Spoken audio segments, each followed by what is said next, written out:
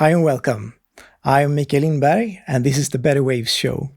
Today I'm on a bit of a road trip down to Malmö and Umami Produktion to speak about podcasting with some of the leading experts here in Sweden, Johan Chandorkar and Fredrik Pålsson.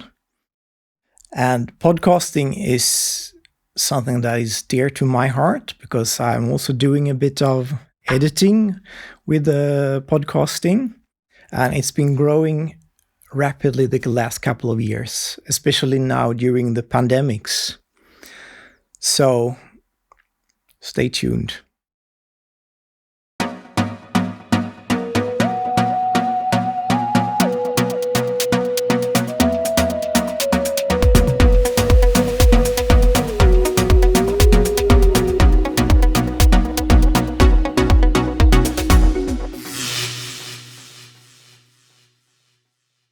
So thank you guys for having me here at Umami Produktion today. It's really an honor. Thank you. Welcome. So tell me a bit about the company. What is Umami Produktion? Umami Produktion is a production company, media production company. And basically we do sound and audio in all types of way.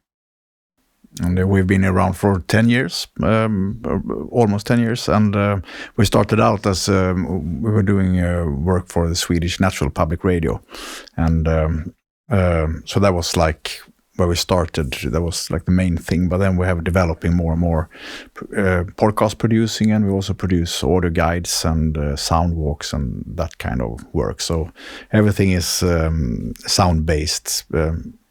Sound and content, that is what we do. Yeah, content with sound is what we say that we do. And when you speak to people within like podcasting, they often know about you because you're well known especially within podcasting. That's right, yes. So it's nice. And how about you guys? Tell me, like, who are you and where did you start? And how did you end up where you are today?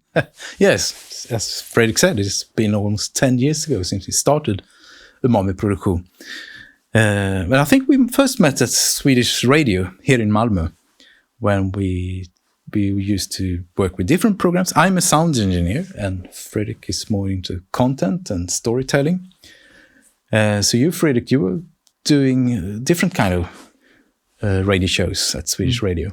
Yeah, that's right. And then at that time you always took your production to the engineer at the end, and Johan was always the best. So thank you. Yeah. So that was very nice working together, and then that's right. Yeah, and then we found each other. Yeah, that's right.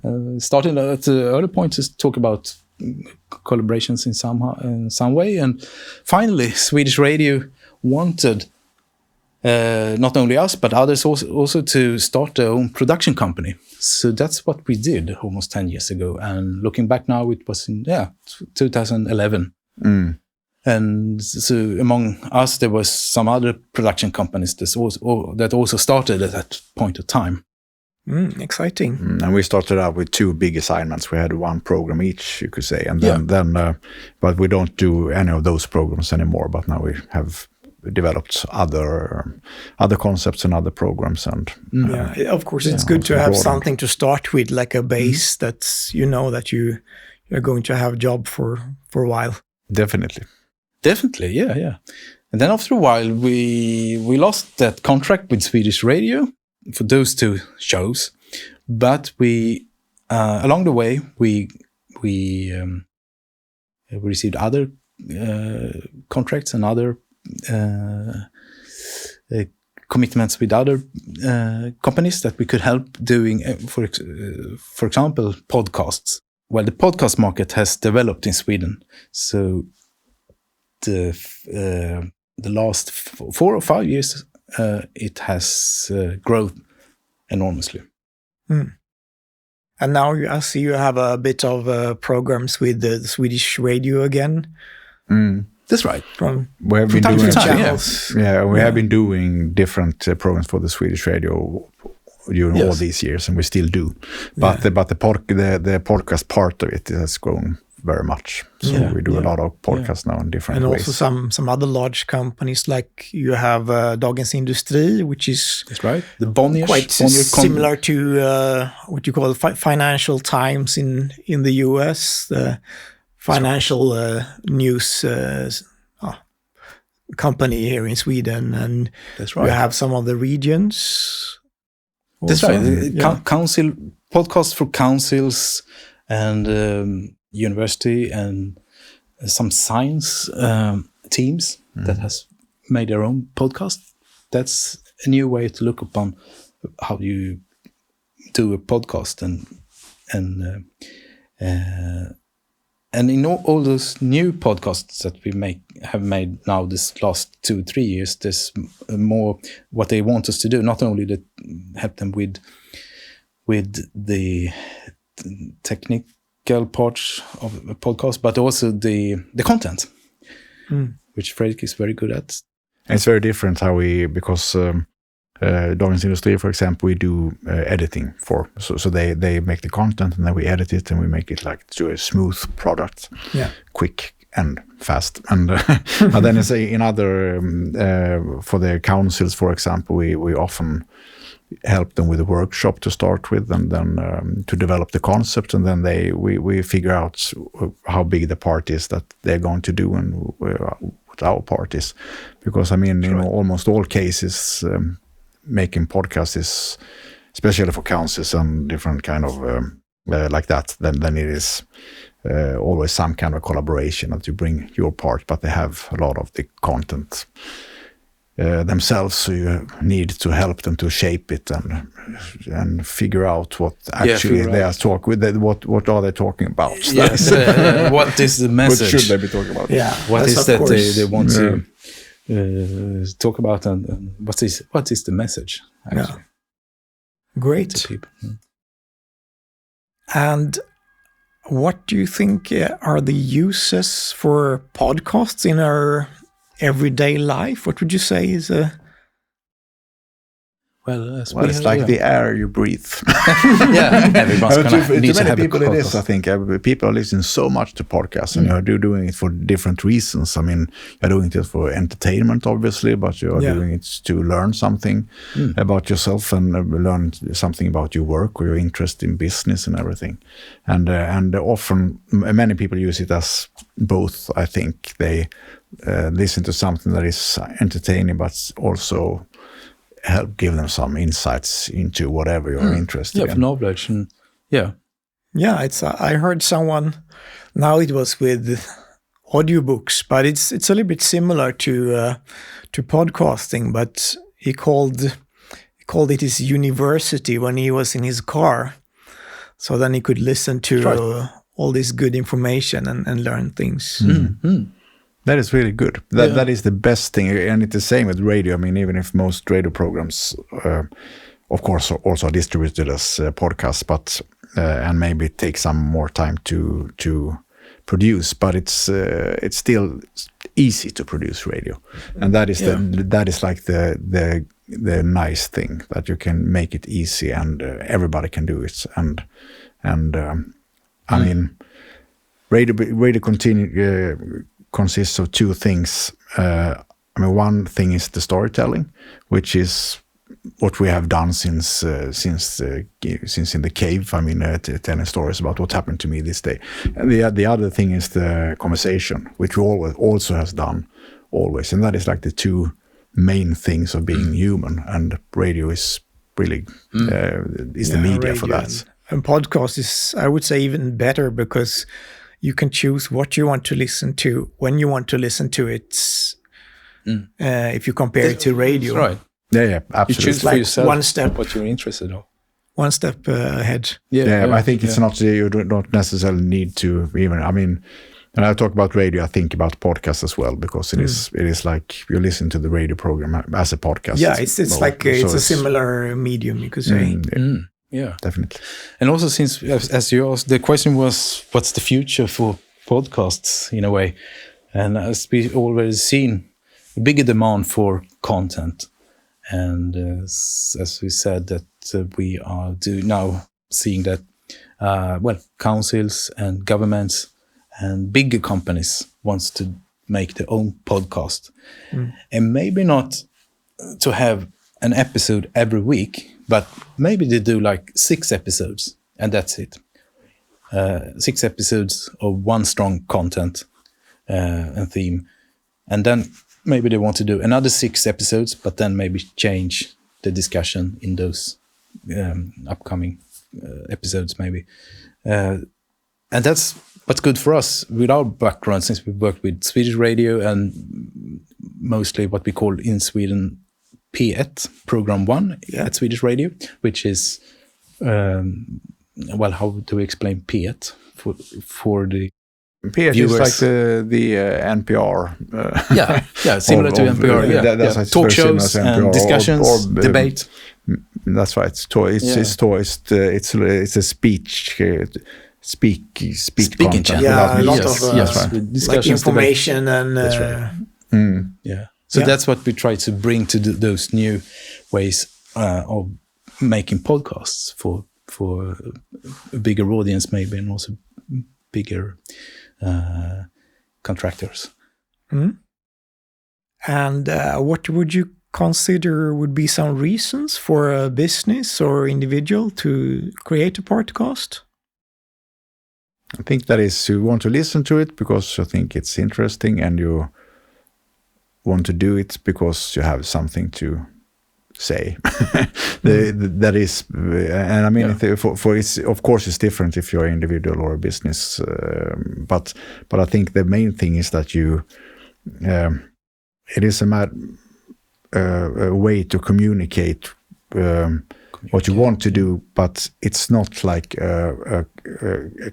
it's not like a one way that you want to say, okay, this is my message. It's more like you are talking around and discussing what you're doing in your company, or what the idea behind everything is, and so it is more like you communicate it outwards, but it's also help you to understand yourself as well, what you are doing. And that's right. That's what I think as well. That is very important for many of the company we work with. But I think one basic rule is not to, if you're a company, you shouldn't use your podcast as a big advertise for your own company. That's, I think, to do it wrong. But you could enlighten your customers. You could enlighten, if it's a big company, you might have hundreds of thousands of employees.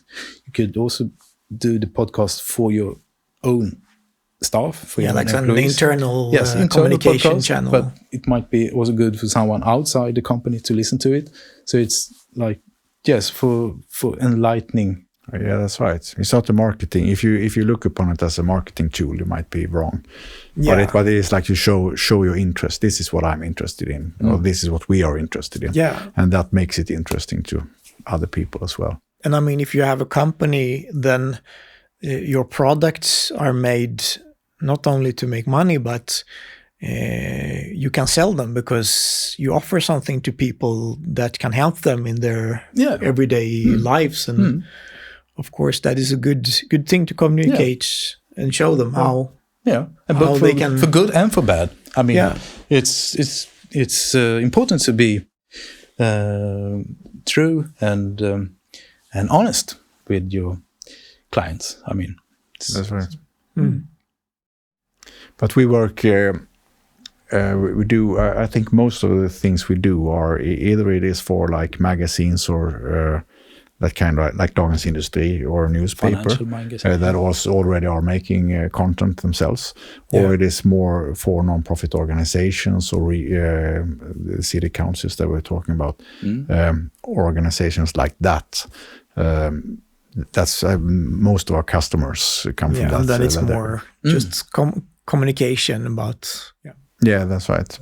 But everybody exists for some reason, and that is that reason that they it's good to make a podcast to talk about that complement reason. The already existing main content line that they're already doing. Like we have one newspaper is called Life Science, and it's a newspaper, comes out every I think 4 times a year. So it's not a big issue. But then they have, of course, they have a very active magazine on the web. Yeah, that's right. Life Science, anyway. So for them, making a podcast is it's a very new but very good way to also discuss things that maybe can't fit on the web page, on the web news, or in even the printed one issue. So podcast for them has, they will enlighten different type of questions they can have, like more a debate and interesting discussions in the podcast. Great. So the question that we always ask here in the Better Waves show, how can we use podcasts to improve our lives, societies, and businesses? That's quite a big and broad question. I think the conversation part of it is very important. I mean, all these people talking to each other, and that is like what our society is based on. It's like different opinions and different point of views.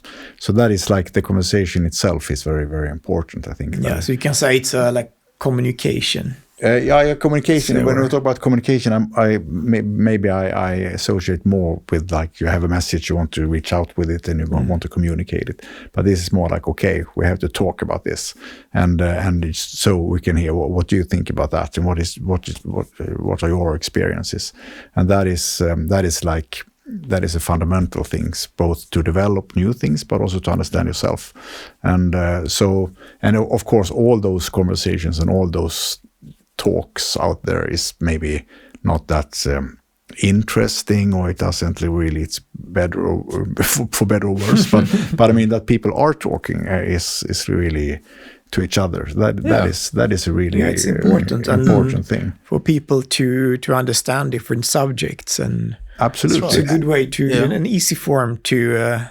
communicate. And then you have the educational part as well. I mean, on every topic you can find our podcast, which is you can actually get to know something about everything, and that is of course also nice.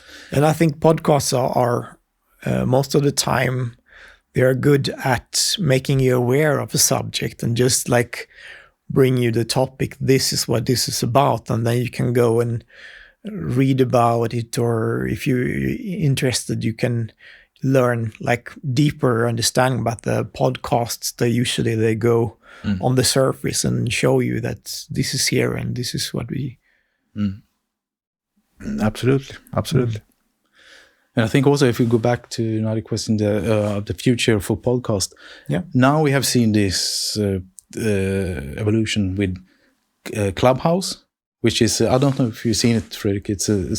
It's like an app you download. It's a forum for people to discuss it. Or you can, for our listeners or viewers, it's a new social media. That's right, actually. So you have to get invited. Yeah. So I don't have it myself yet, even if I'm in this business. But it's a new thing, and it's just based on sound, as I understand. That's right, sound. Mm-hmm. So you invite people to different rooms where you can actually discuss and different topics. But I think so that's a new way of this is in real time, streaming real time.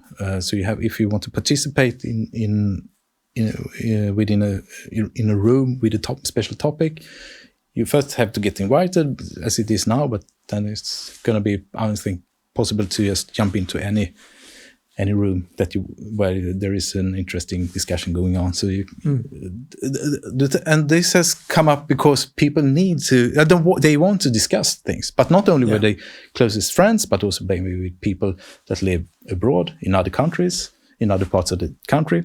So this is a new thing. It's really good, actually. Yeah. And I think, so going back to how podcasts will develop, I think podcast is still a medium that's going to grow strong, and where the topics is going to be very moderated and controlled. I mean, you'll stick to what you really want to communicate, and not just. I mean, you have a debate of 2-3 people that you have chosen to invited to this podcast, and discuss. But a certain you topic. never know what everyone's gonna say, but you control it a bit more. And for the listener, it's gonna be like you have 30 minutes of a good podcast that you know you're gonna get something from. Whereas if you go to Clubhouse, there's an ongoing debate, but you never know how it's gonna end. Yeah. There has been some, I think, a few discussions that has gone a little bit too far with, things you usually shouldn't say. Yeah. Racism and things like that. But yeah, that would be. If I or someone else want to create a podcast, what are the first steps that I should take? I think you should always ask yourself why. That might be a good starting point. Of course. Why am I doing this, and what do I want to do with this? And the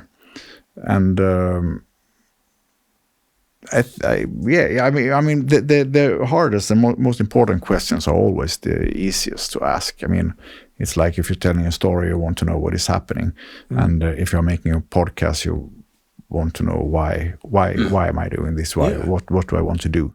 Yeah, and then and is someone else already doing this podcast? Basically, lots of podcasts out there already. Yeah, it's so true. But I think that is maybe a demand that is a little bit too big to ask, because there are always a podcast about everything. But also, I mean, of course, you're free to start your own podcast, whatever the subject might be. Yeah, and I think it's open that you if you're interested in a subject, you may be interested in several podcasts in the same subject. I don't think that if there is one, that's enough. No, definitely not. I think you have to look upon yourself as a part of a bigger movement somehow. And then I think it's always, whatever kind of content you try to create, it is always, even if it is a company or an organization behind, it's always like a personal, what is your personal view on this? You want to, if you are honest about your own interest in it, and you find a way to communicate that, then it will work out fine. So why are you doing it, and try to find what the interest you have, and what you find most interesting about talking about this topic, and then of course then it comes to making the shaping it, and the content, not only the content but also the form for everything. How we're going to start. The start is maybe first what you want to do, then maybe you think about who is going to be the host for this. That is important question in the beginning, and then how do we start it? Then okay, what is the beginning, what is the middle, and what is the end? That is the questions, and when you have answered them, then you can just good to go. That's right. Yeah, that's true. And about the technical part? Yeah. How about that one? Well, you can start very easy if you want to. It depends on your interest in technical things. But if you start out, if you have a computer, then you're good to go straight ahead. But then you can also add different, you can have different microphones and headphones. It depends on how many you are. And if you have a friend or a company like us, we always offer our help to sort out all the technical issues that might appear on the horizon. Today, it's been during the pandemic, we have seen that a lot of podcasters want to sit at home, of course, stay at home, and we have helped them to still connect and communicate and also record the sound. Even if you're sitting at home, this is possible, and there are solutions for everything. It's more like what interest do you have yourself, and how much patience do you have, and what are your needs? We will be very glad to help you if you need help with your podcast. If anyone has any question, you're welcome to Umami Produktion. Just call Johan at Umami Produktion. We know all the backsides, so where not to start, but it's hard to tell. depending on how big your podcast is and how many you are and exactly how you want to work. And often people need a little bit help to get started. Yeah. Great. And you shouldn't underestimate the editing part of it. I think that is something I think people in general maybe don't understand how important it is, because it is both with the little things, like editing out disturbing sounds and small pauses and all the that you can do. But it's also content-wise that it's really good to listen to, because it's a good podcast is, I mean, it doesn't have to be that efficient, but it has to be, if you are retaking things, it is always good to take things away to make it a little bit more smooth to listen to. That's right. Yeah, of course. And in some, mostly we just edit it like shortening it, but then sometimes you need to actually move things around as well to make it a little bit more exciting. So that is a really important part, I think. That's also a big technical thing, and then you might need a start jingle, start and ending jingle, like a sound logotype for your podcast, or maybe if you're a big company, you want to have your audio brand, like how do your company sound, and that's what we try to do that more and more, actually, to find companies' audio branding. And I think that's something that at least most of the smaller companies, they miss it, but it's quite important because it makes people remember. It does, yeah. It's your unique audible ID that could be very useful now, since you're doing things not only in the podcast, but also on the web in different ways, in social media, Facebook, Instagram, and whatever, LinkedIn, maybe. So it's good to have an audible ID. Yeah. And it's also an area where everybody hears the difference. I mean, you hear if, does it sound better or worse? And and that is the one thing. And the other thing is, of course, the sound quality. I mean, you hear if it's what kind of quality it is to the sound. And even if people maybe are more used to different kind of sounds nowadays, it is definitely more easier to listen to if you have like a crisp and nice sound. Yeah, I've noticed that too, that people come to me when they maybe have started a podcast and done a couple of episodes, and then they call me and they say, okay, now we have realized that we want better quality because it doesn't sound like the big podcasts. That's right. That's right. It makes important. And you listen to it in another way. That's how it works. I mean, you get you need more to relax tired. Yeah, that's right. You get tired, and the brain gets tired if doesn't sound good. So. And if it's not on disturbances, like you said. Yeah, I mean, and also going back to your question about it, what people should think about when they start a podcast from a technical point of view. There's loads of new technical gear for recording, microphones, computers, and all the things you can get very cheap. So I wouldn't have any problem with using cheap things. It's more like you have to get used with them and use them right. Yeah. So, and if you have there are pro gear as well, but you don't necessarily need to have pro gear in your first round when you go out. You just start doing your own podcast. But of course, professional gear is better, but it also gives you bigger variety.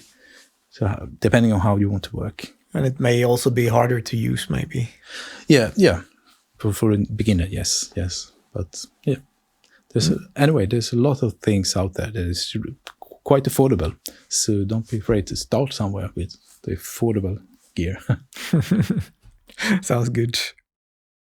So you mentioned a bit about the sound quality now, but what common mistakes do you see that people make when they first start a podcast? I think one of the most everybody knows that mistake, and that is that like you're confusing warming up with talking about something important. I mean, and it's natural because when you meet someone and you start to talk about something in everyday life, you always start like a little bit loose like that.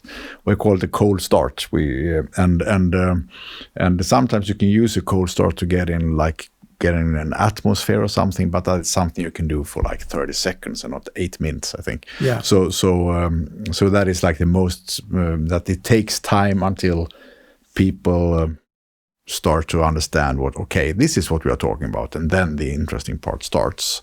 So maybe that is something you could take out. Yeah. Yeah. I agree. Yeah. There is, I think it's always an important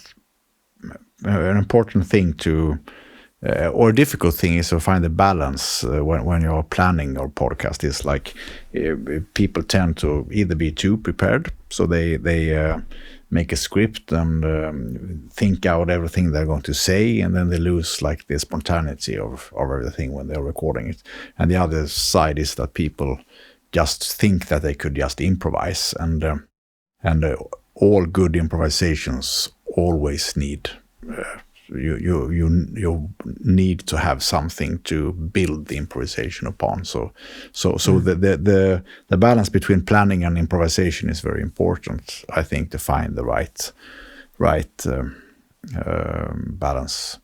And then I also think if you work in an organization, for example, and you want to start a podcast, I think you should try to look upon your internal resources. What kind of people do you have around you, and is it someone who has a great knowledge, or is have a interesting personality, or sounds good, or good in telling stories? Maybe that is the person you should use, because it's always sometimes, of course, we bring in like more well-known people who have a brand in themselves, and that is influencers. They don't need to be influencers, but they can also be like very good journalists or anything.